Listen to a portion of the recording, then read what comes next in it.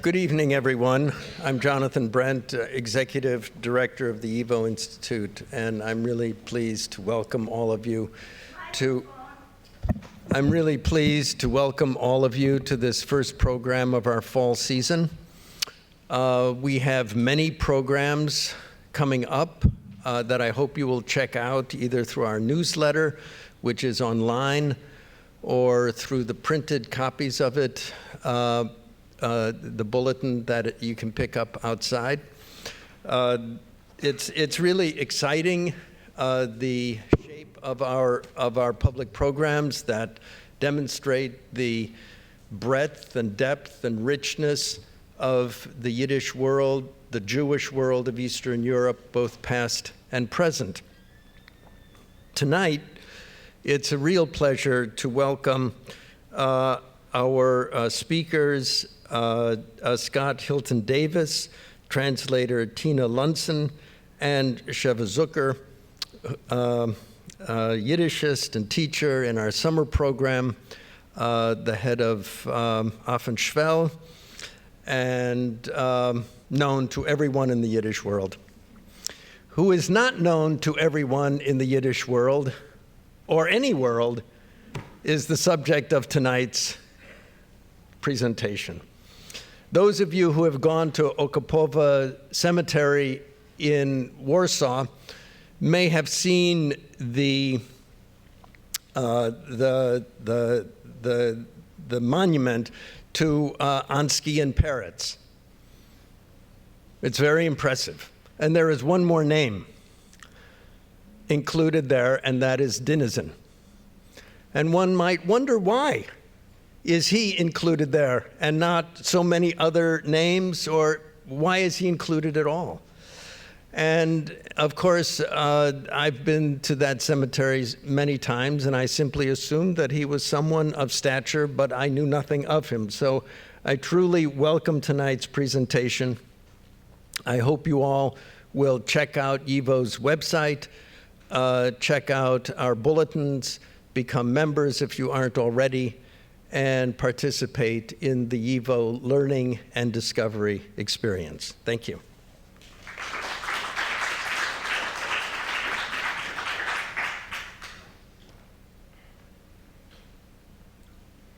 Thank you very much, Jonathan, for that introduction. Thank you very much, Alex, for your great help in putting this all together over the last few months. Thank you all so much for being here. I thought there would be 3 people. Jacob Dinezon, who's ever heard of Jacob Dinezon?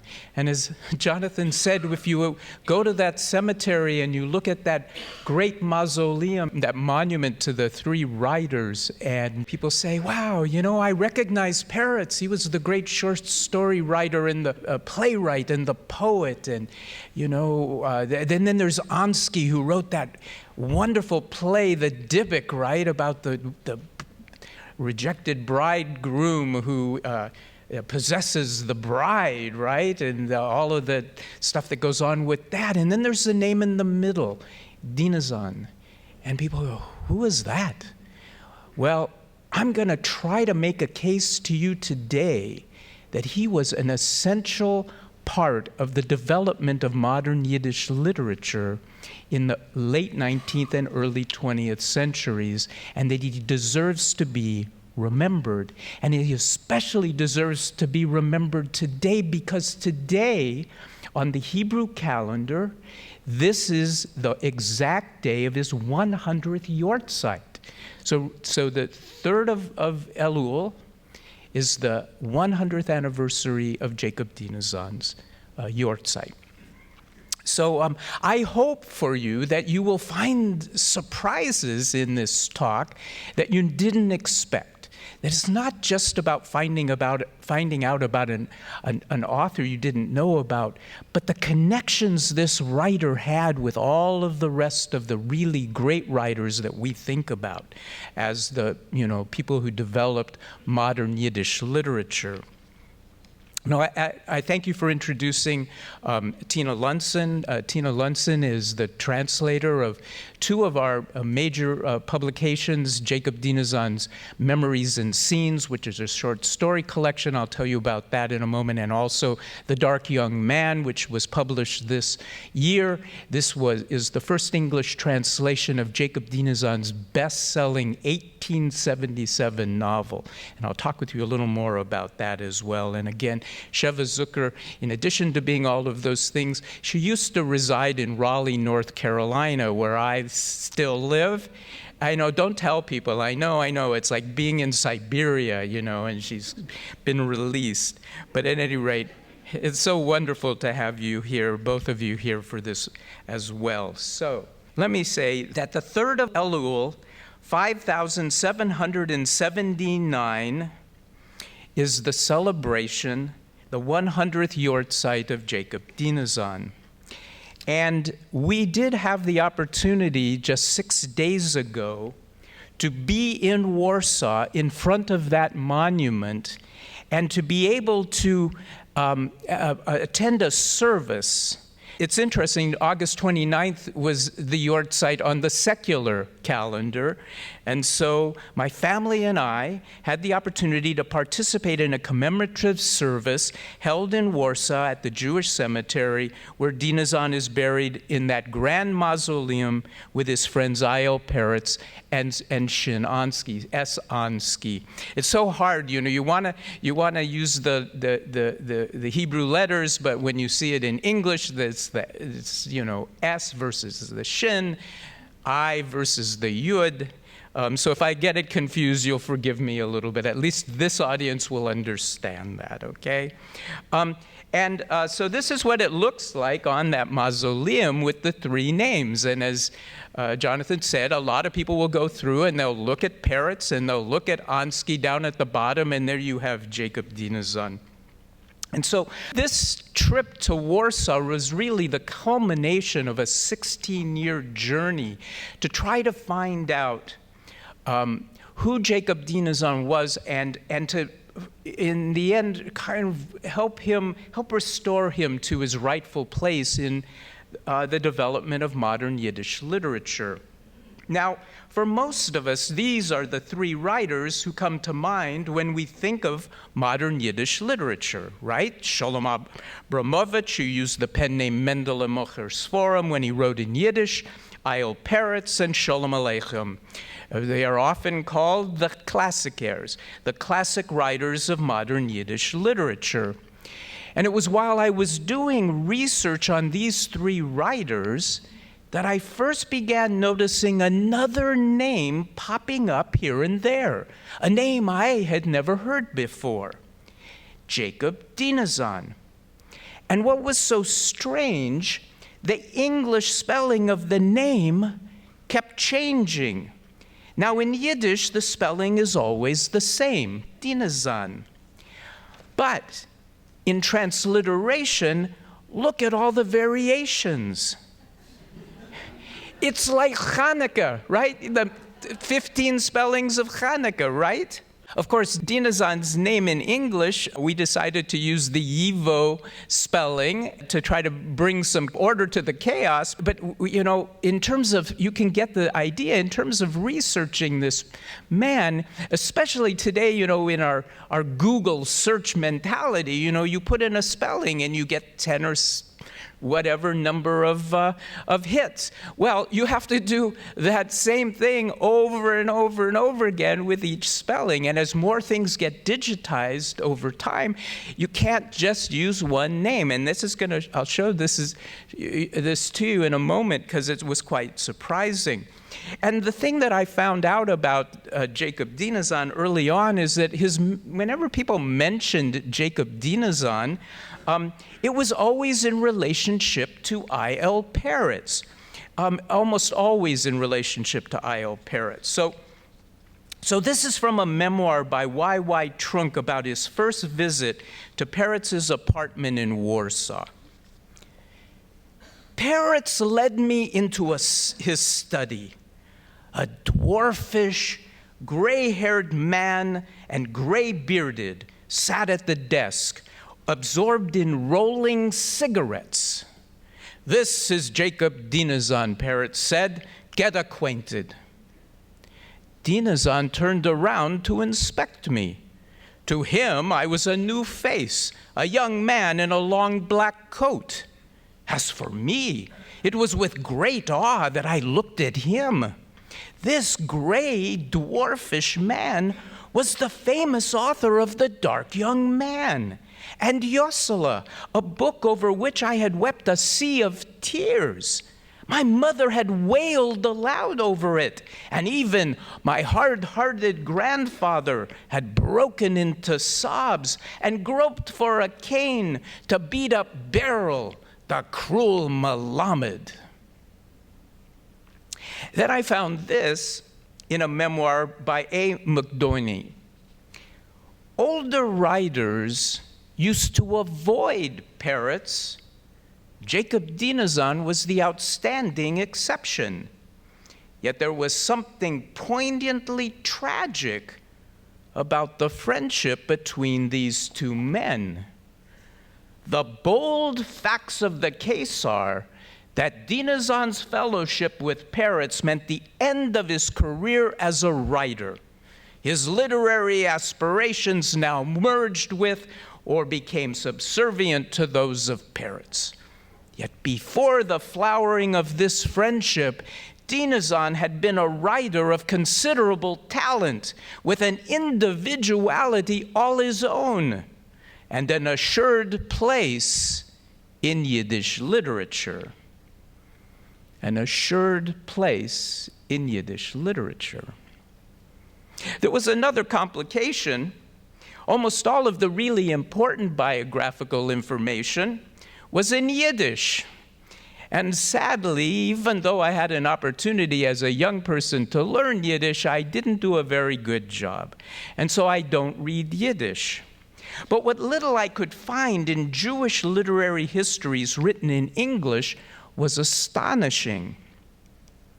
For instance, in the second half of the 19th century, Jacob Dinezon was a very successful Yiddish novelist. His The Dark Young Man, Der Schwarzer Jungermannschick, is considered the first best-selling novel in Yiddish. It's also considered the first realistic Jewish romance. And Dinezon not only had a close relationship with I.L. Peretz, he also had a long and enduring friendship with Sholem Aleichem. I love this picture. I have to tell you, this was a find on eBay, a collection of Sholem Aleichem pictures, and right in the back in the corner I see someone that looks a little bit like Jacob Dinezon. So I buy the whole collection, and I couldn't wait till it came in, and I'm going through all the things, you know, his funeral, his family, all of that, and there's this picture, Sholem Aleichem sitting next to Jacob Dinezon. That friendship began in 1888. It wasn't 1988, it was 1888, when Sholem Aleichem and his wife Olga paid a visit to Jacob Dinezon's small apartment in Warsaw. Sholem Aleichem was on the verge of publishing a literary anthology in Yiddish, and he came to seek Dinezon's advice, his business advice, and to acquire a story for the first volume. Dinezon would contribute a story. The story title was Go Eat Kreplach. It was about this very, very pious woman who, instead of cursing, would use "go eat kreplach" as her way to avoid the bad words. So "Go Eat Kreplach" was this story contributed to the first volume of Sholem Aleichem's anthology. 2 years later, Dinezon cemented his friendship with I.L. Peretz when he published, out of his own pocket, Peretz's first book of Yiddish stories, his first book of Yiddish short stories. Once the books were printed, Dinezon wrapped up the whole lot and shipped them off to Peretz for him to use to promote his work. So as I started to connect the dots, I became more and more curious about this Yiddish writer named Jacob Dinezon. Why hadn't anybody spoken of him before? Why was he so unknown today? And so I went looking for stories by Jacob Dinezon, and I couldn't find any because none of them had been translated into English. Now, that could have been the end of the story right there and then. But a friend in Raleigh, Kathleen Southern, made a discovery. Jacob Dinezon's book, Zerkräunis und Bilder, Städtel, Kinder, Jorn, Schreibers, Memories and Scenes, Städtel, Childhood Writers. And from the title and what little I could find out about it at the time, I thought it was an autobiography. And I thought, well, if I could read his autobiography, perhaps that would answer all the questions I was carrying around. And so I thought this would really satisfy my curiosity. Well, to make a long story short, I found a copy of the Yiddish book at the Yiddish Book Center in Amherst, Massachusetts. And then I hired a translator. I commissioned Tina Lunson to translate Jacob Dinezon's book into English. Well, we quickly discovered that Memories and Scenes was not an autobiography. In fact, it turned out to be a collection of short stories, some of which were autobiographical in nature. The collection had been published between 1928 and 1929 as part of a multi-volume set honoring Dinezon's 10th Yortzeit. Although Memories and Scenes was not an autobiography, Dinezon's short stories were similar in content and theme to the stories of Peretz and Sholem Aleichem. But there was a difference. Dinezon's stories had an emotional quality to them. They could bring a tear to your eye. I would learn later that evoking tears was a Dinezon specialty. I can also say that Dinezon included enough personal details in his stories to fan the flames of my curiosity. So, with the encouragement and support of my sister Robin Evans and her husband Jim, my brother-in-law Jim, I always say this, I like to say this. He probably has heard this so many times. If you read The Dark Young Man, you find a brother-in-law that you don't want to have anything to do with. And my brother-in-law, Jim Evans, has just been fantastic. So, and my sweet companion, Carolyn Tobin. So we have all been, as I think Robin coined this, maybe Jim did, on the Dinezon Express. You know, we've been just following this train wherever it takes us. Not to mention a really wonderful long list of Yiddish translators. We set out to find everything we could about Jacob Dinezon and to bring some of his works into the 21st century. Here are a few highlights. This is a census from Zager, Lithuania. Jacob Dinezon was born in Ny Zager, New Zager, in the Kovno region of Lithuania in 1851. Here we have the name listed in the Zager census dated 1858, Yankev Dinezon. Notice the spelling, Dinerzun. It's the first time I've seen this. This information, which was uncovered just this year by 3 international members of the online user group Jewish Gen, lays to rest a dispute about Dinezon's birth year. Even though at the time of his death, Yiddish newspapers and publications reported Dinezon's birth year as 1851, most biographical entries list the year as 1856. And what's even more troubling is the mausoleum in the Okapova Street Cemetery has 1858 etched into it. Oy. My rabbi says, never trust the stonecutter. We also learned from this census that Dinezon's parents were named Benjamin and Pessy, and that he had 3 sisters. From Memories and Scenes, we learn that Dinezon's father traveled for business, and his mother was a very pious and loving woman. We also learn that Dinezon appeared destined to be a writer from a very young age. Many years later, in a letter to the Yiddish literary historian Shmuel Niger, Dinezon offers this insight into his earliest writings. I began to write when I was barely 10 years old. Why I wrote, I don't exactly know. But for as long as I can remember, everything that would move another to cry out, to speak, to complain, or even to laugh, moved me to take the pen in hand and write, until my awakening heart spent itself and became peaceful. Now, around 1862 or 1863, just before his 12th birthday, Dinezon's life was suddenly upended by the death of his father. His mother, now left with 4 mouths to feed on her own, makes the difficult decision to send her only son to live with his uncle, Isak Eliashev, in the Russian city of Mohilev on the Dnieper River, 400 miles away. Jacob Dinezon was now an orphan, because in those days you were considered an orphan if you lost just one parent. And although he was going to live with a caring and generous family member, we can only imagine how being separated from his loving mother and devoted sisters affected this small, young, bright, and sensitive boy. We will see that the plight of orphans becomes a central theme in Dinezon's writings and will emerge again at the end of his life in his community service.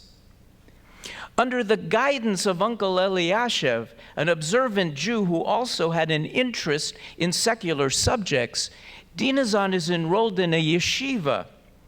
And as he grows older, he becomes aware of the Enlightenment ideas that are starting to circulate among the young people of Mohilev.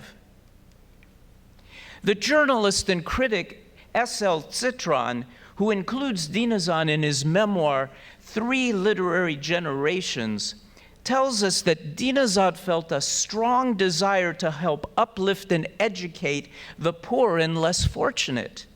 To this end, he volunteers to teach in a Talmud Torah, a community school for poor boys.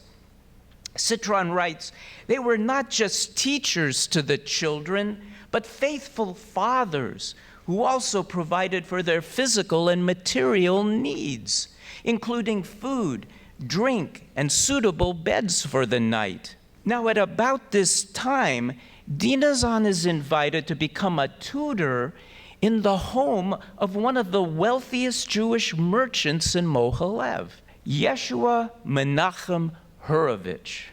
Citron suggests that Hurovich's wife, Badana, had heard very good things about Jacob Dinezon, his mastery of the Hebrew language, his self-sacrificing work in the Talmud Torah, and his kind and caring nature. In need of a Hebrew teacher for her children, Badana Hurovich offers Jacob Dinezon a job as a live-in tutor. And what a job it must have been! Because for the Jewish young people in Mohilev, the Hurovich's household was at the center of the city's social and cultural scene. Badana had 5 sons and 1 daughter, and it was in the Hurovich's house that they and their friends gathered together to discuss life, literature, politics, and social issues. Some of the participants were struggling with difficult personal problems Dinezon would later weave into his novels. Before long, Dinezon's intelligence, wise counsel, and gentle demeanor so endears him to the Hurovich family that Yeshua Menachem promotes him to bookkeeper and ultimately to manager of the family business. But alas, A dark cloud appears over Dinezon's bright future and bright horizon. According to Citron, Dinezon falls in love with the Horovich's daughter. Now, it must be said that Citron is the only one who relates this story. There's no way to verify it. Dinezon never talked about it, and biographers who refer to it are dependent on Citron's veracity. But if it's true, it gives us some important insights into Dinezon's later life and the content of his literary works. Because according to Citron, even though Jacob Dinezon fell madly in love with his student, he never said a word to her or her parents. Whether it was due to his shyness, his lack of confidence, or probably more in keeping with his nature, his integrity and strict moral code as a teacher, he never declared his love to the young woman or her family. And to add insult to injury, when the Horovich's daughter was finally of marriageable age, the family assigned Dinezon the task of traveling to Vilna to arrange her marriage to another man. Here's how Citron ends his chapter. Coming back from Vilna, Dinezon fell sick and did not leave his bed for 3 weeks. The city of Vilna plays an important role in Dinezon's early career as a writer. It's in Vilna, on Horovich family business, that Dinezon meets Badana's sister, Dvora Ram. You've heard the expression, it's who you know?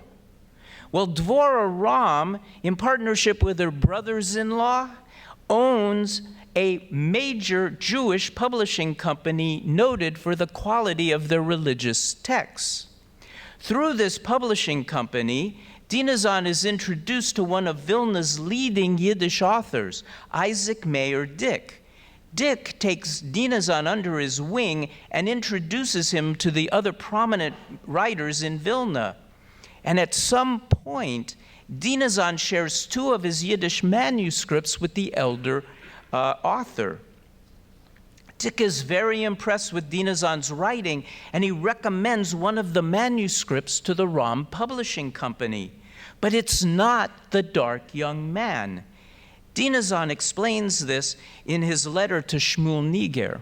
The first work I wrote with publication in mind carried the name For the Sins of the Fathers, or A Mirror for Jewish Women, Shopkeepers, and Tavern Keepers. The publisher's widow and brothers Ram only bought Fathers from me. They accepted The Dark Young Man simply as a supplement to Fathers, but not for publication. The Ram publishing manager tells Dinezon that he will keep the manuscript of The Dark Young Man in the printer's vault until perhaps in some future happy hour it will be rediscovered and found worthy of publishing. Ram pays Dinezon 23 rubles and moves forward with The Sins of the Fathers, a tragic tale about a sensitive young woman who is forced into an arranged marriage with a coarse and despicable man. Although she is in deep distress, the young woman, instead of running off to escape the situation as her friends suggest, gives in to her parents and marries the scoundrel. Her hope, she tells her friends, is that she can educate and reform him. But, of course, what happens? The marriage becomes untenable, and the young woman takes her life. A story very much in keeping with the real-life conflicts Dinezon was hearing about in Moalev. In fact, that was the problem for the novel. Because when the Ram Publishing Company submitted the manuscript to the Russian censor, he rejected it. Some believe the censor knew the family in Moalev on which the story was based, and in order to protect their good family name, refused to authorize the book's publication. The manuscript was confiscated and lost forever. So what do you do if you're a publisher? In order not to lose their 23 rubles, their investment of 23 rubles, right? The Rom Publishing pulls the manuscript of The Dark Young Man out of the vault. They present it to the censor. This story is approved, and the novel is published in the fall of 1877. The title is in two parts, Hebrew and Yiddish. Dinezon did this for his first three novels. The first part would be in Hebrew, and the second part would be in Yiddish, as if to give it more weight by having some sort of biblical or Talmudic quote at the beginning of it. And so this title is Ha ni Iavim Viha ni Imim oder der Schwarzer Junger Manchik, the beloved and pleasing, or the dark young man. And to everyone's surprise, including the author himself, the book becomes a runaway bestseller. The first 10,000 copies sell out quickly, and several additional printings follow. Now, why was this book so popular? First, it was a love story. Two innocent lovers being threatened by a despicable villain. Second, it was contemporary. It wasn't based on a Bible story, fable, or legend. Dinezon's main characters are modern Jews living in a modern city in the Russian Empire in the mid-1840s. They are struggling with real-life issues and coping with real-life challenges. And there is something more. Dinezon has an uncanny ability to tap the Jewish heart, and by so doing, elicits copious tears from his readers. From early in his career as a writer, Dinezon understood the power of tears to console the Jewish heart and the Jewish soul. In every place and in all times, he writes in Memories and Scenes, the Jewish heart is filled with troubles. One just needs to know the right word or touching melody, and the thick ice that forms around the Jewish heart by cold life breaks open, and tears pour out. And out they poured. The Yiddish editor Nachman Meisel says, there was hardly a Jewish home where all the members of the family, old and young, male and female, had not read the novel and shed hot tears of sympathy for the sufferings of the unfortunate Yosef, Rosa, and Ruchama, while the name of the evil young man, Mesha Schneer, became the byword for hypocrisy, cruelty, and murder.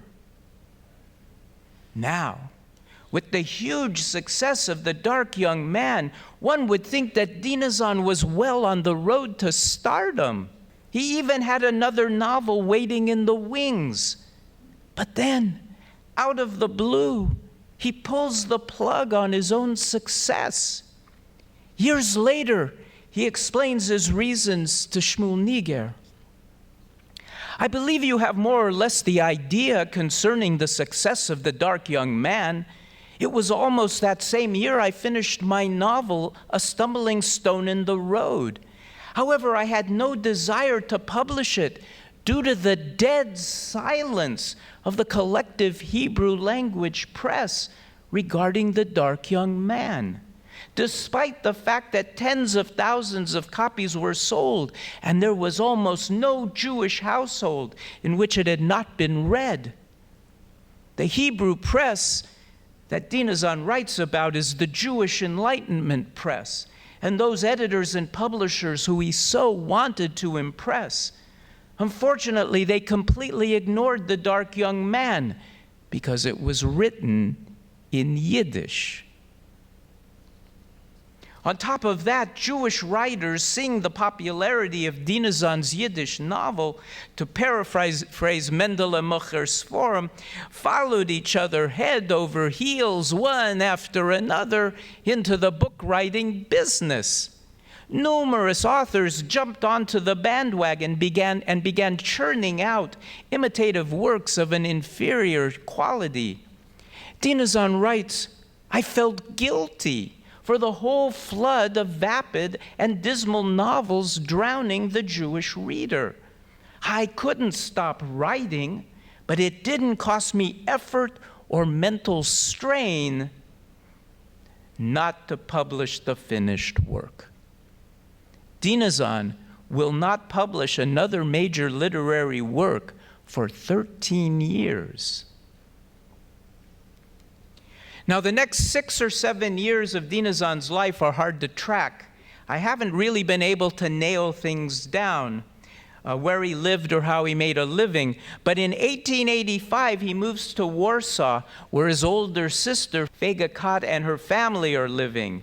In their home, he takes a small attic apartment, which soon becomes a gathering place for members of the Jewish literary community. So Citron describes Dinezon's quarters. One sat there on the only bed because there was no room for chairs in that crumb of a room. But everyone felt very at home there. Dinezon's room had great appeal. Writers liked nestling together there. This was due to Dinezon's good character, his diamond-like nature, his empathy, and his willingness to help without waiting to be asked. He treated each writer as a dear friend, as a brother. In 1889, with the strong encouragement of I.L. Peretz, Dinezon ends his 13-year hiatus and publishes at his own expense the novel Even Negev, oder a Steinen Weg, Stumbling Block or A Stone in the Road.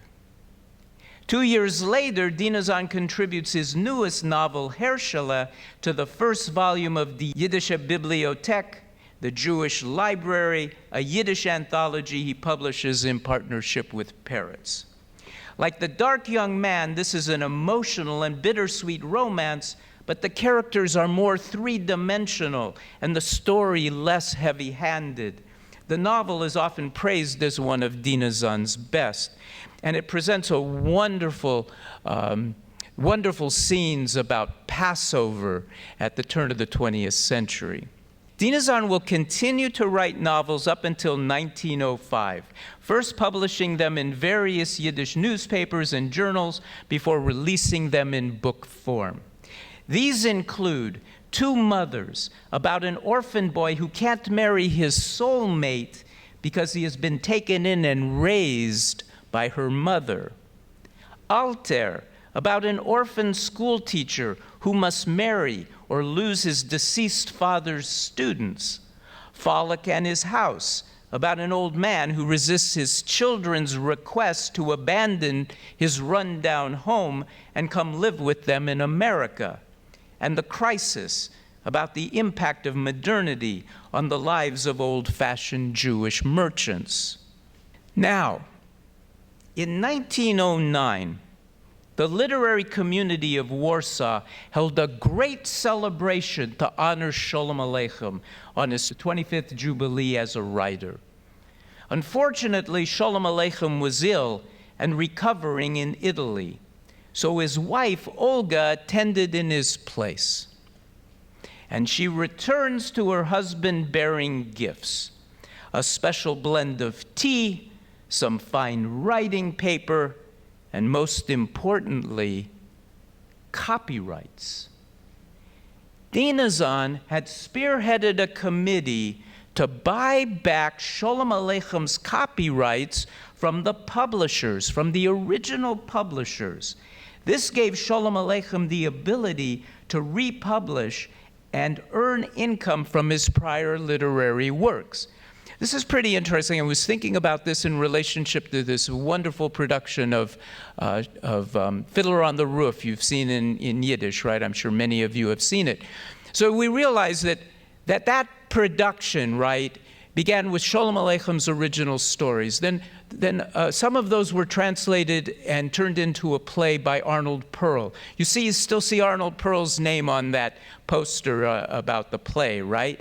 And then Arnold Pearl writes a play called Tevye's Daughters, and then that ultimately they use some of those stories, and those stories become Fiddler on the Roof, right? And then another writer comes along and rewrites it in Yiddish, and you have the fourth generation or iteration of Sholem Aleichem's stories. Well, what if those Tevye stories were part of the package of copyrights that Dinezon helped Sholem Aleichem acquire? What if they weren't, and he wasn't able to publish those stories again, or his wife wasn't able to publish them later in her life? We might never have had that wonderful production. At any rate, Sholem Aleichem writes a thank you note dated March 27th, 1909. Beloved, good, and dear Jacob Dinezon, do you recognize this paper? It's yours. Not that there isn't any writing paper in Italy, but it isn't like Dinezon's paper. Why, there is tea here too. You can get anything for money. Dinezon's tea, however, has a taste all its own. We drank Dinezon's tea yesterday with all the children seated around the table. Little Tamra was there too. She doesn't know Uncle Dinezon yet, but she will soon learn that there is somewhere in the city of Warsaw a tiny, spare, graying little man with tiny but spotlessly clean little hands, with a little graying beard. It once was reddish, and with kindly eyes, forever smiling, even when moist with tears. He smokes little cigarettes rolled with his own little fingers. He drinks his own tea made in his own little teapot. And he always sits on the same chair at the table, where he keeps hidden in an unusually organized fashion other people's secrets, other people's troubles, and other people's anguish, which he holds so close to his uncommonly big heart. And this good uncle is called Uncle Dinezon. Isn't that beautiful? I think it was Ezra Glinter who said, if Jacob Dinezon hadn't existed, Sholem Aleichem would have created him. The final 5 years of Jacob Dinezon's life was a whirlwind of disruption and difficulty. Although he remained engaged with the Yiddish literary community, even serving on the board of the Yiddish Writers and Journalists Association, the outbreak of the First World War in 1914 forced him into a completely new career, community benefactor. As battles raged on the border between Germany and Russia, Jewish refugees poured into Warsaw, among them orphans and children separated from their parents. Collaborating with Peretz, Dinezon throws himself into the establishment of an orphanage and school. Day and night he works tirelessly to raise funds to feed, clothe, and care for the war-ravaged children. You can barely see them in the corner up there in the right-hand corner of that schoolroom. Then tragedy strikes close to home. Peretz dies of a heart attack during Passover 1915.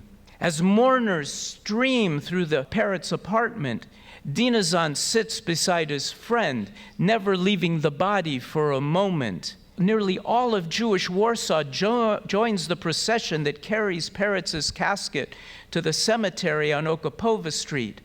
According to one Yiddish newspaper, in some places the crowd reached up to 150,000. Dinezon pours out his grief to the revered poet, playwright, author, and ethnographer Esonsky. Dearest and most beloved, and after our blessed Peretz, my one and only remaining friend. I'm ashamed that I continue to live, but my life would truly be a disgrace if I were as bad as all the others who believe as they do that Peretz, both of ours, and especially my Peretz, really died. When I stand next to the grave, he is alive at my side and reads along with me the little temporary grave marker. And as a hot tear seeps from my eye, he notices it right away, and with his reassuring smile laughs at me for having a woman's tendency to weep so easily. "Nu, why are you crying?" he asks. "What do these words on the grave marker tell you?" "Silly man, they were written by your grave digger, who doesn't know anything about life and death. For him, perhaps, Isaac Leibush Peretz has died. For you, however, he is still alive." In May of 1916, more bad news arrives. The Heint reports that Sholem Aleichem has died in New York City. A year later, Sholem Abramovich passes away in Odessa. Yet Dinezon persists, throwing himself ever deeper into his work for children and the secular Yiddish schools movement. Look carefully, it's hard to see, but in the midst of those beautiful, precious young girls, Jacob Dinezon sits. I only wish I had a photograph to depict these words by the educator and author C.S. Kasdan. He often played with the children, entering their circle, taking them by the hand, and dancing with them. He remembered the child that was sad the day before, and if today the child was lively again, it was for him truly a celebration. In the summer of 1919, Dinezon's health began to deteriorate, and by the afternoon of August 29th, it was clear that he had very little time remaining. A reporter for the Heint described the scene at Dinezon's bedside. At 3 o'clock, the patient was resting comfortably, but by his difficult breathing, it was clear that the last moments were coming. The friends and admirers who had come to visit did not leave, but stayed by his bed. At 15 minutes after 5, the patient gave a slight shudder and stopped breathing. His eyes closed, and his face softened and became peaceful. 5 minutes later, Dinezon exhaled his last breath. Because Dinezon died on Shabbos, the Jewish newspapers did not publish the news until Sunday, August 31st, the day of the funeral. So the news of Dinezon's death was spread by word of mouth. When the Heint did appear on Sunday, it reported on the funeral procession that started at the home of the deceased at Karmelitska 29 and ended with Dinezon's burial in the Jewish cemetery on Okapova Street. Dinezon's final wish was granted, and he was buried beside his friend Eyal Peretz. The author and critic David Frischman described the day. The funeral was underway. 10,000, 30,000, 50,000 people, who knows how many. The streets were overflowing with delegations and organizations from every affiliation and faction. Almost the entire Jewish population of Warsaw. Rain beat down on our heads from a dreary sky, and I was the only one walking close beside the wagon through the mud. Oh, poor, quiet man. In your quietude, you did not know that the world was so shrill and making of tumult, that it would also make a tumult of the funeral of such a quiet man. And something else you did not know, that a time would come when a man did not go to the eastern wall, but the eastern wall would come to him. So here we are in New York City, and honestly I have to pinch myself to see you all here, commemorating the 100th yahrzeit of the Yiddish author Jacob Dinezon, the name in the middle. It's been an astonishing journey and a humbling one to get to know this man through his own words and through the words of his friends and his critics, to see his photographs alone and with others, and to reflect on his ideas, his values, and his heart. We see Dinezon's heart in his novels and his stories. From his earliest days, he knew that Jews sometimes need to shed tears to soften and console our full and troubled hearts.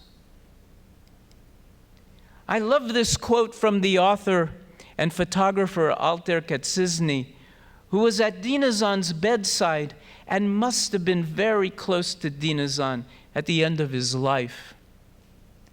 Kaczynski writes, "This frail Dinezon, the soft-hearted one with the feminine soul, earned the true, the most consistent folk credit. He was the true writer of the people.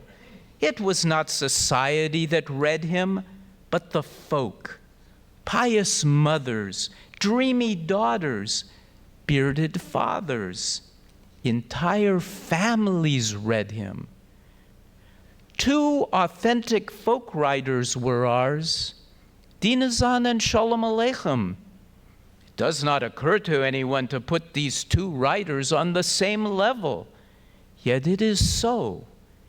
Dinezon is the tearful one, and Sholem Aleichem is the clown. You will cry as naturally reading Dinezon as you will naturally burst into laughter reading Sholem Aleichem."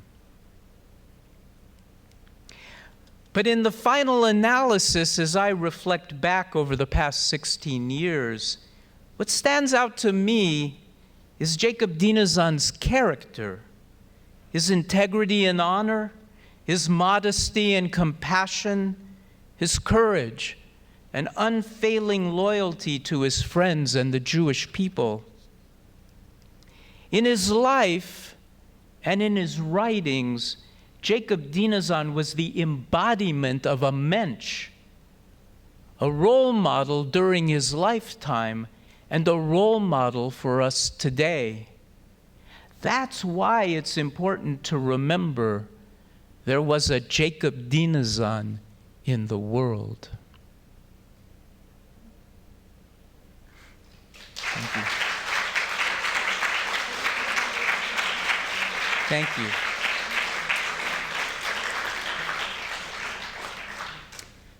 So, what we'd like to do now, if you're interested, and I hope you are, is we'd like to share, Sheva Zucker, if you'd like to come up, Sheva, and I would like to share with you just a couple of excerpts from The Dark Young Man, both in the original Yiddish and in the English translation by Tina Lunson. So, which side do you want to be on? Well, you're going first. So here, I'll be here. Okay. So you're first. Yeah, but hold your mic. I should hold my mic. Okay. So And let me step. Let me turn. It's on. Okay. Okay. So we're doing the matchmaker, right? First. The Golda. Yeah. The Golda. Okay. All right. So we talked about the issues that Dinezon was addressing in his book. So it's a love story, but Dinezon is a maskil. He's trying to enlighten his readers, and he's doing it in Yiddish, and he's not beating them up with it, but there are parts of it where the narrator really he steps into the narrator's role, and he addresses the issues in a really straightforward, clear way. And in this piece, he addresses the issue of arranged marriages. So, this is from The Dark Young Man, and here's how it starts. Matchmakers began pouring into Friedman's house from every side. Insensitive people trading in the happiness of innocent and unsuspecting children, the way men once traded in slaves by dragging them to the marketplace bound in iron shackles, where buyers tried them out by whipping them like horses. Instead of doing business in the marketplace, these matchmakers bring their buyers to the homes of brides and grooms. Their slogan, "A bride is like a hand towel. There are 1,000 grooms for every bride, and 1,000 brides for every groom." Potential brides and grooms are obligated to dress up in their finest clothes and display their hearts and souls to every prospect who is brought to examine them. Who in the world has made so many Jews unhappy as that deceiver, that slave trader, known in our language as the matchmaker? For a ruble, they take an interest in 2 innocent children who have never seen or heard of each other, and by so doing, poison their young lives and make them miserable to their dying day. In Friedmans Stub haben sich angehäuben zu schitten Schatchonim von alle Seiten. Die Sort ledige Menschen, was handeln mit dem Glück von gar unschuldige, sehr unbekannte Kinder, also wie man vielleicht einmal handeln mit Sklaven, a rausführen gebundene, geschmiedete in Eisen, Hand und Fies auf den Markt. Und jeder grober, wilder Seucher vielleicht sie ausprüfen, sie a Schmitzton, a Treibton wie Pferd. Die Schatchonim bringen euch die Sochrim, und Käufersäre gehen a Kuckton die Kalle, prüfen dem Chossen. Sehr Wertel is, a Kalle is a Handtuch, oder jede Kalle hat 1000 Chassanim, und jeder Chossen hat 1000 Kalles. Und jeder Chossen, jede Kalle sind in Mechuyev noch sehr jäuscher, sich auszuputzen vor etlichen, was der Schatten bringt und was kommt sie sein, und beweisen sehr Würde, sehr Schönheit, Herz und Gefühl, alles heraus offen, und wer nur in der Welt hat so jeden nicht arm und unglücklich gemacht, wie der Sort Betrüger, der Sort Sklavenhändler, welche man ruft sie an in unser Loschen Schatchonim. Für 1 Rubel seien sie Ballonim 2 unschuldige Kinder, was haben sie in ihr Leben nicht gehört und nicht gesehen, sie glücklich zu machen und vergiften ihr Leben bis in Grub.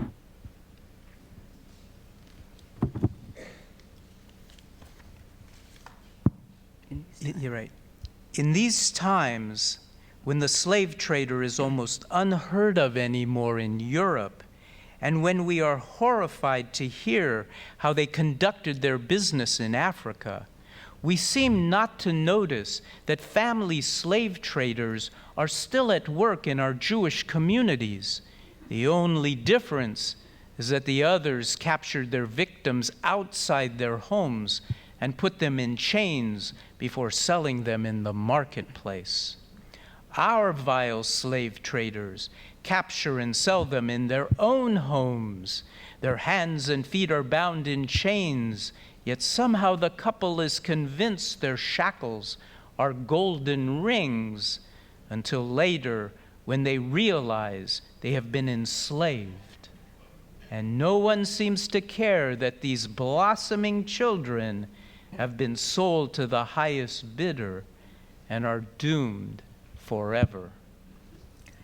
In heutige Zeiten, was der Sklavenhandel hat schon gemacht aufgehört in Europa und was mit Scheuder hören wir erzählen, was es tut sich noch mit sie in Afrika, bemerken wir gar nicht, als die eigene Mischproche Sklavenhändler seien noch da bei uns in rechten mitten Europa und mehr wie bei uns Jiden. Der ganze Unterschied ist nur, was jene fangen Menschen nicht in der Heim und tun sie an die Ketten Eder, sie führen sie auf den Markt. Und die unsere niederträchtige Sklavenhändler fangen sie in Stub, verkaufen sie früher, geben sie allein die Ketten in Hand und schmusen sie ein, als das ist ein golden Fingerl. Sie tun das an und geben a Guck, als das ist verkauft, schwer in Ketten eingeschmiert und es ist schon verfallen. Und wir berechnen gar nicht, als wir verkauft 2 blühende Kinder, 2 ganze Lebens für ein ganz kleinen Verdienst.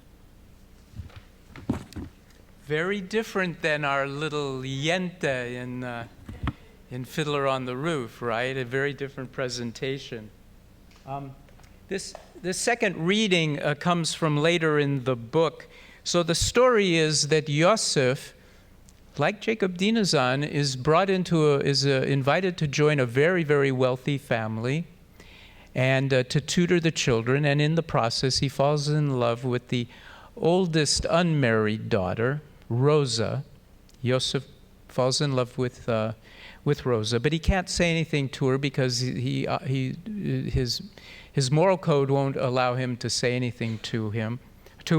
And along the way, her brother-in-law, who's terrified that he's going to be brought into the family, that he will ultimately marry her, and that he's so much more intelligent and so much more sophisticated, will ultimately take over the business. And so the brother-in-law, Mesha Schneer, is terrified by this. And so he works to try to get Yosef out of the house. And part of it is that he forges a letter under Rosa's signature, and Rosa is telling Yosef to leave. Well, Rosa doesn't know anything about this, but Yosef is carrying this letter telling him to leave, and he's going to follow her decision, and he's sitting in the garden for the final time, crying over having to leave this beautiful spot and all the birds that have heard his story over time and all of that. And what happens is Rosa walks in. Rosa is determined to talk with him, walks in and startles Yosef, and he stands up and he tears his hand on a twig, and it begins to bleed, and Rosa's going to bind it with her shawl. So this starts here. Rosa tied her shawl around his hand and thought, "Oh, dear friend, I would gladly bind all your wounds and heal all your pains if only you would let me." "Thank you," Yosef said, and began to walk away. "No, Yosef, I don't accept your thanks. Now you must listen to everything I have to say to you." "Rosa, can't this wait until later?" And Yosef said, and began to walk away. "No, Yosef, I'm sorry. Rosa, can't we leave this for another time?" Yosef asked. "No, I can't be patient anymore. Yosef, don't you know how dangerous it is to play with a snake, to make friends with a snake? I beg you, for your own happiness, which is as dear to me as life itself, and for my own health, if you value it at all, run away from Mesha Schneer." Yosef stiffened, but remained silent. I'm not blind. I see that something is going on around me, said Rosa. I see that you are different towards me. You've become completely different. Oh, Yosef, I don't deserve this. This misunderstanding makes me so unhappy. I have 3 words to say to you. I've tried to write them in letters, so many letters that I've written and torn up. I'm not an educated Jewish girl. I can't match your learning. But I ask you to listen to my words and know there is nothing else that remains in my heart. Yosef, I love you. I love you and I'm sorry. Rosa hat ihm verbunden die Hand mit ihr Tuch und gesagt sich innerlich, oh, lieber Mensch, als ich wollt können deine alle Wunden dir verbinden, dir heilen alle deine Schmerzen, wie gern wollte ich es tun, Gott mit mein ganzen Leben. Dankeschön, hat Josef gesagt und gewollt weggehen. Nein, Josef, ich nehme euer Dank nicht zu. Ihr müsst mich der Wahrheit äußern, als was ich habe euch zu sagen. Rose, Tomer, könnt ihr das lassen auf ein anderes Mal? Hat Josef gesagt. Nein, Josef, ich kann länger nicht dulden. Josef, ihr wisst, wie gefährlich ist, spielen mit der Schlange, machen Freundschaft mit der Schlange. Ich bete euch um euer Glück, welcher ist bei mir teuer wie mein Leben, um dem Leben von euren Eltern, welche leben, wie lange sie hoffen noch Naches von euch zu sehen. Josef, um mein Gesund, ob es hat bei euch eine kleine Werde, bete ich euch, entläuft von Mäusche Schneeren. Josef hat geschwiegen. Ich bin nicht blind und sehe, als es tut sich etwas herum mir. Ich sehe, als ihr seid zu mir anders, ganz anders geworden, wie gewesen. Oh, Josef, ich habe es nicht verdient. Die Missverständnis macht mich unglücklich, Josef. Ich habe 2 Wörter euch zu sagen, welche ich habe in Büchern gesucht, wie euch sie herauszugeben. In 10 Briefen habe ich sie gewollt zu euch schreiben. Ich habe geschrieben und zerrissen die Briefe. Ich bin ein Yiddish nicht gebildet Mädel. Ich kann zu sich kindleichen nicht gefunden in Büchern und bete euch, hört die Wörter, was ich sage euch und wisst, als in mein Herzen bleibt hinter sie mehr gar nicht, was ich kann euch weiter sagen. Ich lieb dich, Josef. Ich lieb dich, unschuldig. Oh, lieber Josef. Rosa burst into tears, and her trembling, pleading voice robbed Yosef of all words. At first he considered saying it's too late, but her tears brought tears to his eyes too. Be well, Yosef, said Rosa. There's nothing more to say. Rosa, I beg you, hear me out, said Yosef. Tell me, what will become of your letter now? What letter, Yosef? Don't you remember the letter you delivered to me on that evening when you were supposedly going to a wedding? I learned later you were actually meeting with a prospective bridegroom. Rosa, you are lovable, and I tell you, if you hadn't handed the letter to me yourself, perhaps I could believe you now. I don't know what you're talking about, Yosef. Yosef removed the letter from his pocket. Here, were these not your true feelings? Yosef handed Rosa the letter. She looked at it and turned pale. Suddenly she cried out, Yosef, have mercy! Where did you get this disgraceful thing? Rosa hat bei die Rede angehoben zu weinen. Josef hat nicht gewusst, was zu tun. Hat kein Wörter nicht gehabt, was ihr zu empfangen. Ihre zitternde Wörter, ihre bettende Stimme hat ihm beraubt alle Gedanken. In Anhieb hat gerechnet, ihr zu sagen, schon zu spät. Die Tränen aber haben ihm euch zu Tränen gebracht. Und hat nicht bemerkt, wie Rose hat sich aufgehoben, wegzugehen. Sei gesund, Josef, hat Rose gesagt. Mir bleibt gar nicht. Adieu. Rose, ich bete euch, hört mich aus, hat gesagt. Rose hat sich zurück niedergesetzt. Erklärt mir, was wird jetzt sein von euer Brief?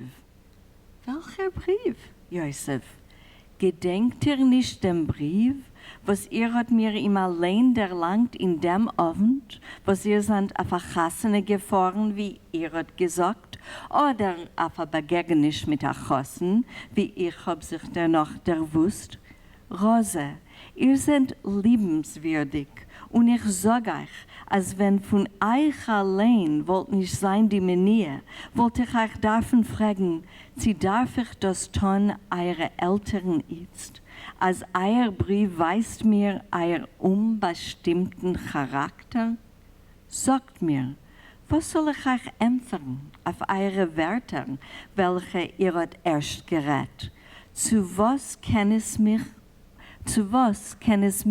und euch bringen? Josef hat ihr den Brief erlangt, sie hat ihn gelesen mit Tränen und nicht bewiesen, ihm durchzulesen, wie sie hatte geschrei getan, Josef, erbarmt euch, nehmt zu dem schändlichen Brief von meiner Hand, mir ist sehr nicht gut.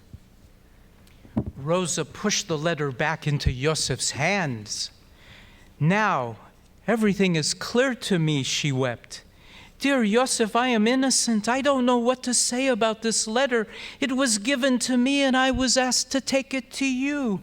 I would never do anything to hurt you. Oh, that Mesha Schneer, what does he have against me? See my tears, Yosef. I know I can't get your love by begging, but I beg you, run away from that snake. Dear Rosa, innocent messenger, Yosef said gently, you have suffered so much to win my favor. I love you, sweet Rosa. Taking Rosa into his arms, Yosef kissed her. Rosa ist blass geworden. Ihre Hände haben gezittert. Sie hat sich einen Wurf getan auf Josefen und geweint ohne Wörter. Josef hat gefühlt, als darf sie jetzt lassen weinen und hat nur ihre Hand gehalten und nicht gerät. Mir wird jetzt alles klar, lieber Josef. Ich bin unschuldig. Ich weiß nicht von Brief was zu sagen. Man hat mir ihm erlangt und gebeten, euch überzugeben. Oh, Moshe Schneer, was hat zu mir? Meine Tränen, meine Seufzen, seht, Josef, ich kann euer Liebe nicht ausbeten. Oh, das allein bete ich nur, entläuft von dem Schlang. Liebe Rose, hat endlich gesagt Josef, unschuldiger Malach, hast du über meine Leichtsinnigkeit so viel gelitten. Oh, Rose, ich weiß, also das Wort wird nur ein Wort bleiben, denn die Falschheit, die Intrigen brechen Eisen und zerreißen Ketten. Aber ich bin schon davon allein glücklich. Ich liebe dich, süße Rose, ich leid und liebe dich.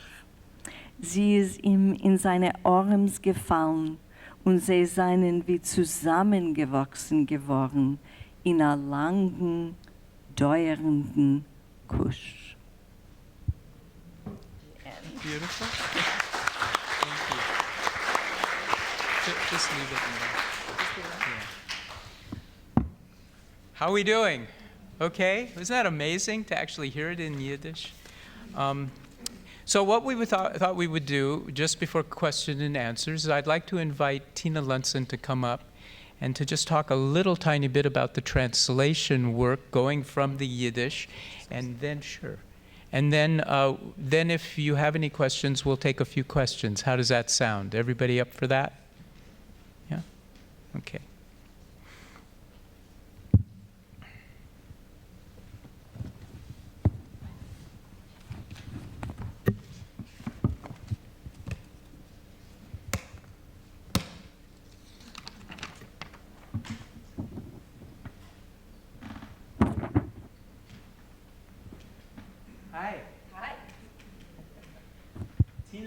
Tina and I have been working, Eddie told me, make sure you keep that microphone up there.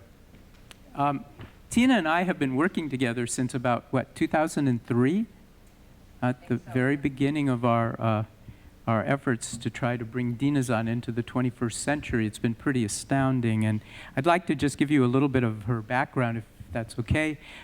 Tina's the former administrative director and senior consultant to the Vilnius program in Yiddish language and literature at the Vilnius University in Lithuania.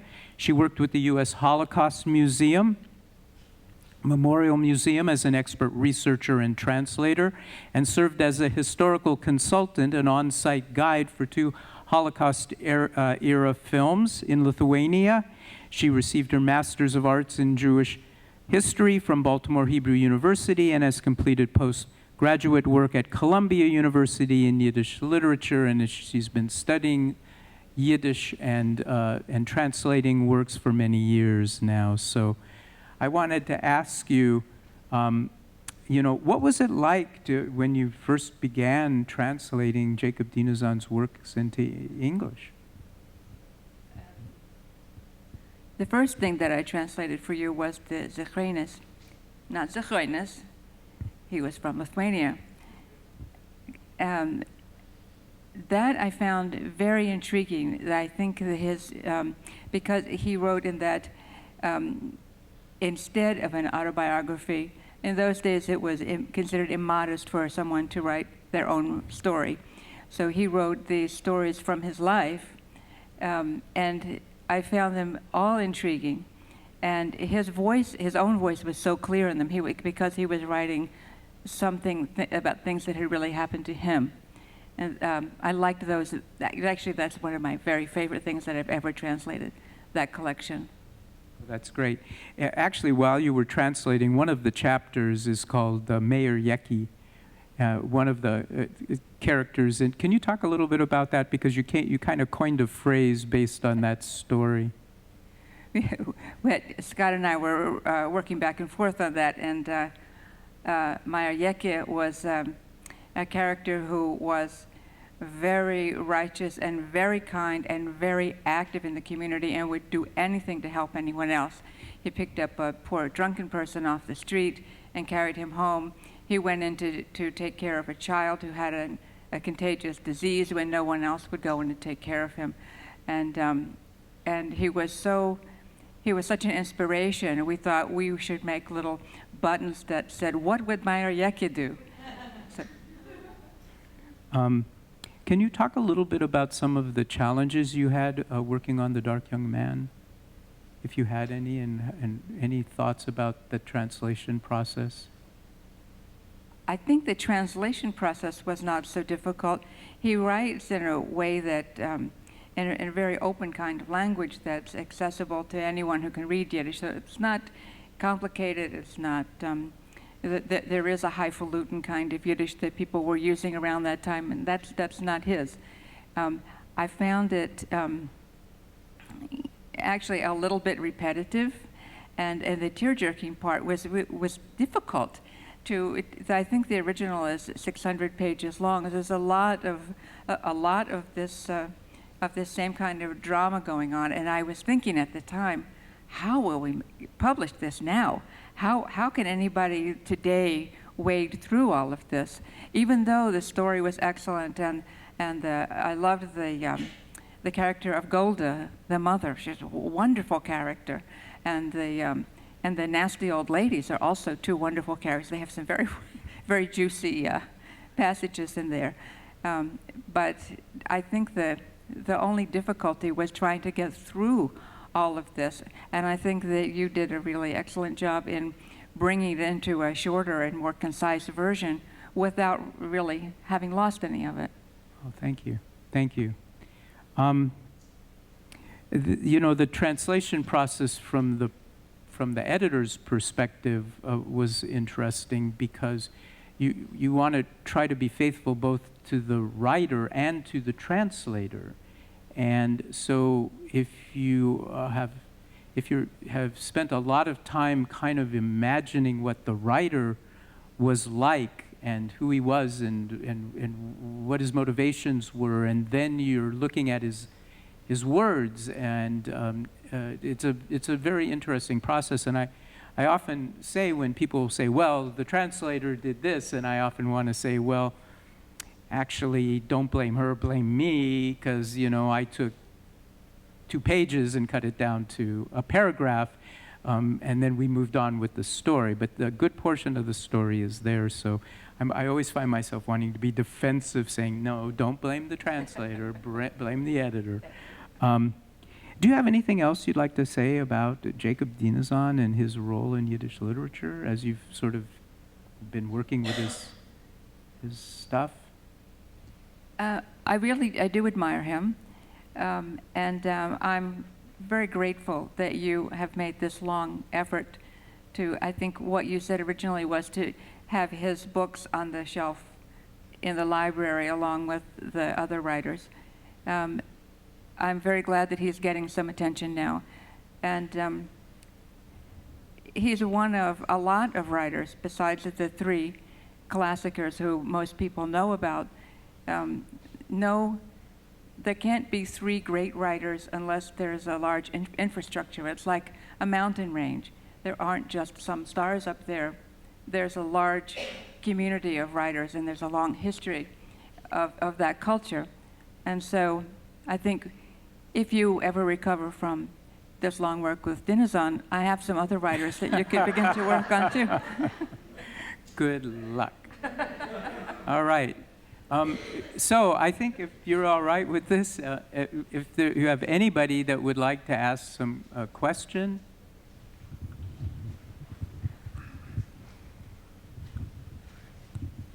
Very interesting. My mother used to talk about my great-grandfather hanging out with Peretz. And I wonder if maybe you ran across him amongst a group of, was there a list or a group of writers who hung out with him? I don't even know if he was a writer. All I know is that my mother would talk about how Peretz was famous and that her grandfather was one of his flock, so to speak. Yeah, what was the name? Is there Ivrekis, or I'm not sure which side of it. Is my grandfather's one is Ivrekis, the other one is Silberman. It doesn't ring a bell at this point, but remember, Peretz was holding salons every Saturday night. In fact, the imagery I always had of Dinezon's participation with Peretz was that he was just hanging out with all of these young writers and older writers that came to visit, and actors and political activists, and they would all come to Peretz's home Shabbos evening, and they would smoke, and they would drink, and they would sing folk songs, and they would party. So, you know, it must have been a wonderful, in a lot of ways it was what was going on in Paris, you know, with Gertrude Stein and her salon. So, and Peretz was at the forefront of it in Warsaw. So, but I'm afraid I haven't heard the name. Yes. Oh.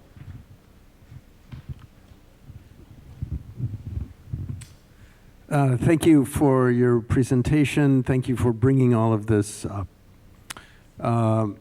You raised a lot of questions for me in just thinking about him. First of all, was he ever married? What's that? Was Dinezon ever married? He was never married. And so the story that you told of his relationship to the student, I wonder whether that story ever made its way to Ansky. Because that's precisely the story of Hanon and Leah in the Dibbuk. And it strikes me that there may have been some transference of that Ansky was maybe using the life experience of his friend a little bit. And the fact that he was never married is also a significant element in this. Do you know anything about that? I don't know. I haven't seen or heard any connection. The only person that talks about that is Citron. He's the only one and he claims everybody knew.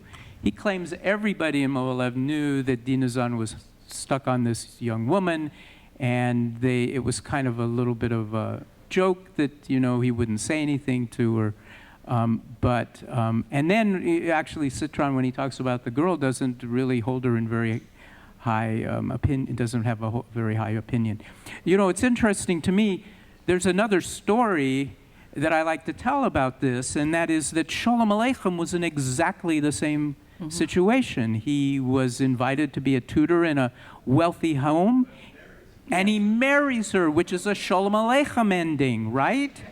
They run off, they elope, they're really happy. He even inherits her father's fortune, which he loses in a stock market crash. But that's a Sholem Aleichem story. Dinezon, of course, it's going to end with tears, you know. So that's. But no, I haven't.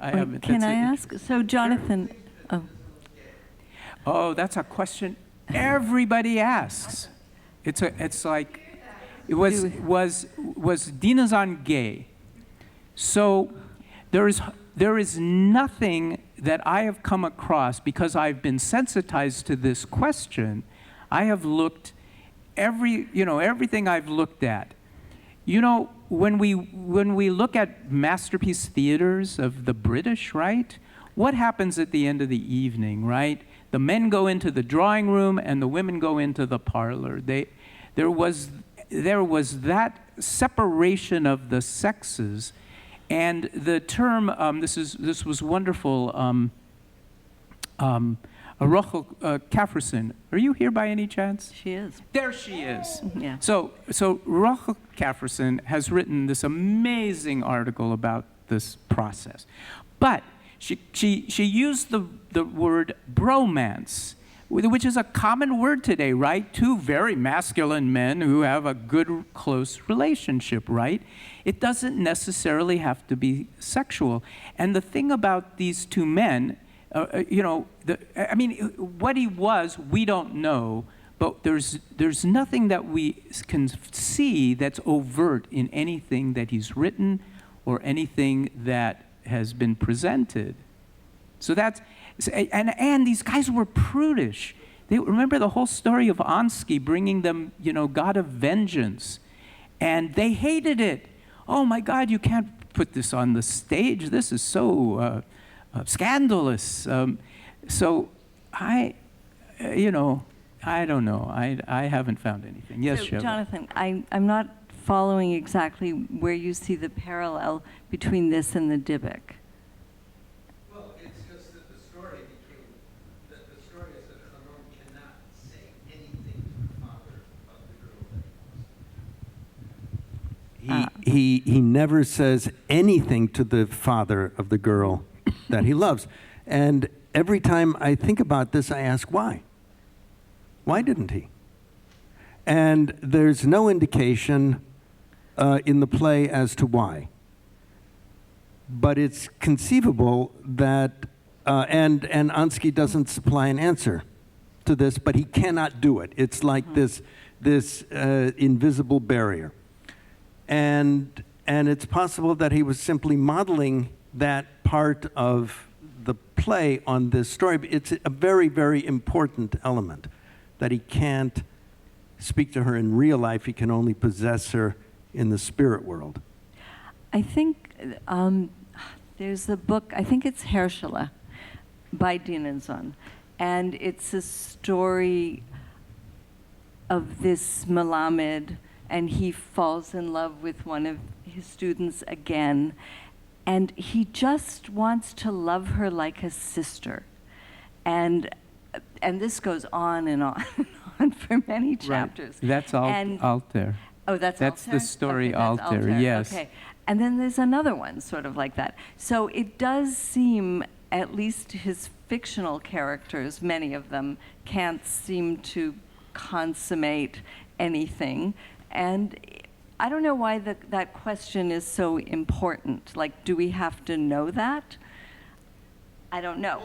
We'll talk about that. It's an But interesting question, and you know, I mean, today it always comes up. Today we see everything in that lens, but there's one of the only works, full like monographs of criticism about Dinezon was by Shmuel Rezhansky from Argentina, and it's called Yankev Dinezon, die Mame von der Jiddischer Literatur, the mother of Yiddish literature. So, you know, today we read that and we say, ho, you know, there's three fathers, and he was also called, what was he called? The aunt or something of Yiddish literature? Uncle. Wait, the uncle? Yeah. Those three were the fathers, he was the uncle. But it's very possible that he never had any kind of relationship.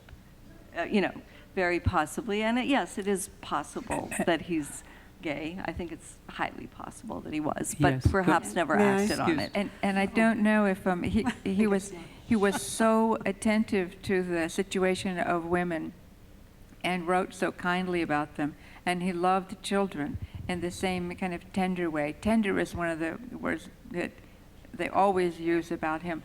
So so I don't know that that's I don't know that that's a trait of someone who's gay particularly. I mean, that's just another aspect of his yeah. Yes. Thank you very much. So I do have a couple of questions. When it comes to this kind of project, reclamation, in a sense, of a writer, of a culture, of a language, it seems to me that there must be a lot of difficulty in not imposing a lens, a current lens, on the work, on the material, on what one discovers of the writer, since that person, it has to be pieced together, and was. And so, for example, tear jerk, is that how we look at it, or how it was looked at then, the sentiment? It sounds like it was not viewed in that way, and other generations, as you've been saying, in terms of emotional connection, in terms of friendship was very, very different up until very recently, actually, modern times. Do we impose our beliefs, our system, our understanding of these things on that work? And how do you discern which is which? Because it's a serious project. And does the seriousness of it also get in the way of perhaps some of the humor of the writing? Satire, irony, even yes. cynicism. Yes. So my question, and the tone of the writing, I hope I'll get to read it I hope you will at some too. point. I'd really like to read him. And then, so the question is also, what is modernity in this sense? Is it something we've come up with now? Was it modern for him at that time? That I'd be very interested in any answer. Yeah, it was. He was modern for his time, and some of what he was doing was trying to counter earlier literature in Hebrew and Yiddish that was more scolding Jewish people. He very much wanted to write Jewish stories about Jews that Jews could read, you know, about their own lives.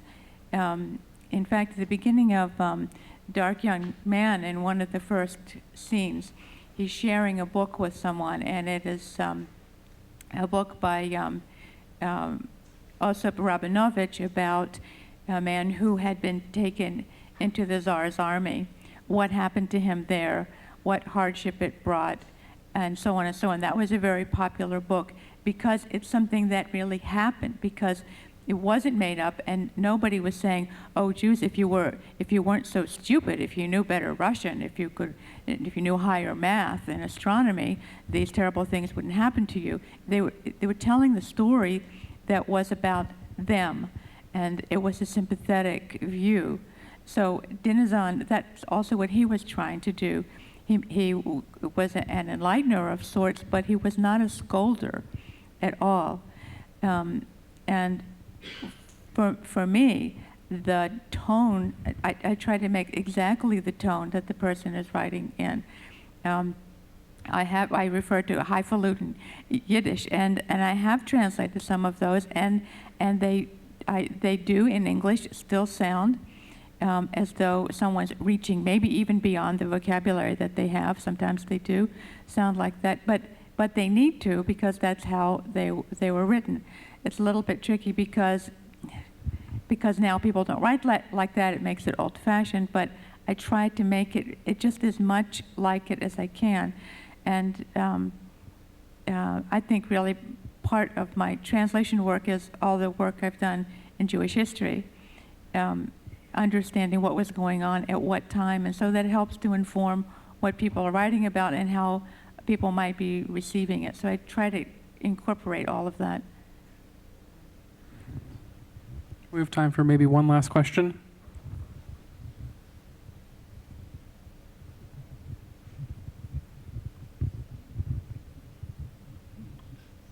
I'm curious about the, how much did Dinezon include Jewish observance at that time, religious Jewish observance at that time? Was it incorporated into his writing? And if so, how can you translate? Did you translate it to the current cultural context? Could you translate it? How did you handle that? Well, in one sense, it's very much the same. It was a kind of, there's a de facto religious practices that are happening in everyone's life, and he would include things like, as he was walking home from YIVO, the evening prayer, or just passing references to how people are spending their time and their day, and the moral values that they have. Well, one could never do that. It's against, so it's constantly in there. That's how he lived to some extent, and that's certainly how his audience behaved. So it's always in there as an assumed part of everyday life. Yeah, if I can just say, one of the most delightful stories is in the Scenes and Memories, I think, and it's called My First Literary Achievement, Mein erst literarisches Werk. And I love this story. And he describes how he starts to write. And he describes playing outside the shul in the sandbox, and actually it's also, he describes how he hates being a Jewish boy, which is very interesting in light of Jonathan's question. How the girls had it good. The girls could listen to stories. But the minute you became a Gemara-Yingel, a boy who had to study the Gemara, this was no longer allowed to you. And you couldn't just listen to stories. And clearly he loved stories. So he finds, I'm just telling you this because it's so hilarious, he finds this copy of Robinson Crusoe. I can't remember if it's in Yiddish or Hebrew. It's in Yiddish. It's in Yiddish. And it's among the shemus, the discarded holy pieces of paper that Jews can't throw out, they have to bury. So it's full of Jewish stuff. But poor Robinson Crusoe is alone on this island, and so he teaches, it's a mitzvah, to hear the Megillah on Purim, but he's all alone. So he teaches his parrot the Megillah so that he can be Mekayim, so that he can fulfill the mitzvah of hearing the Megillah. So, you can't detach traditional Jewish life from this man's writings, because it's just part of the fabric of what he's writing. And I urge you to get that book and read these lovely sort of autobiographical stories, which I think are better than the dark young man, but whatever.